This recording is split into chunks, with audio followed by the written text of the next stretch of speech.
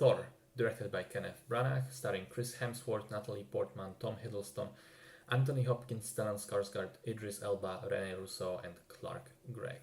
Story starts on Asgard, a mythical realm of Norse gods who, as it turns out, are and have always been real. Thor is the god of thunder, he's the first in line to the throne.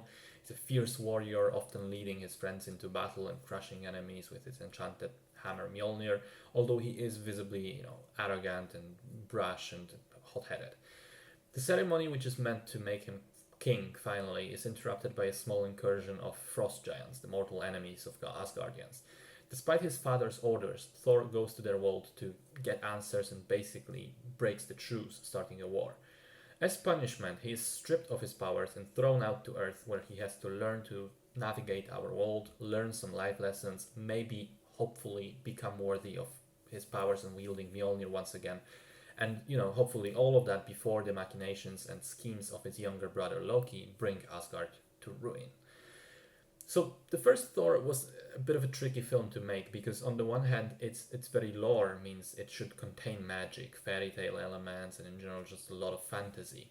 On the other hand, back in 2011 Marvel was still kind of cautious about introducing the crazier stuff from the comic books to the movies.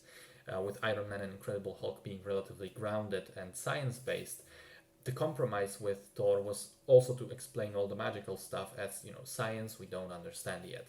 And I have to say, it worked quite alright, better than may have been expected. The story, it's well written, with a good character arc for Thor, but also for Loki.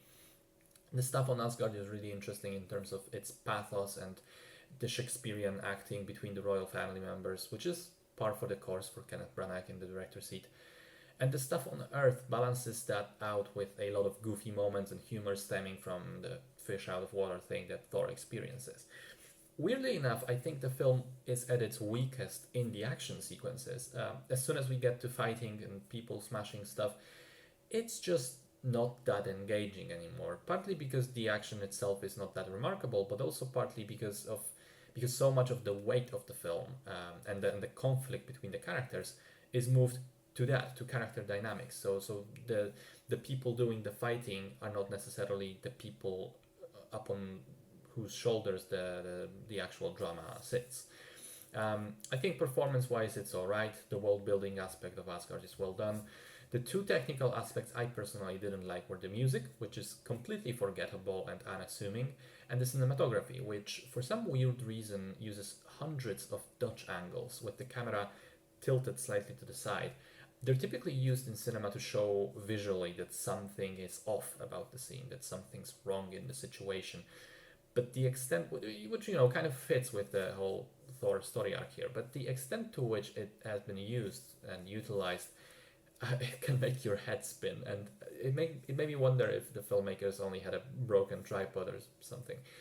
Overall, it's an okay movie that does a good job of both being a self-contained story about this asshole who has to learn to become a hero, and also it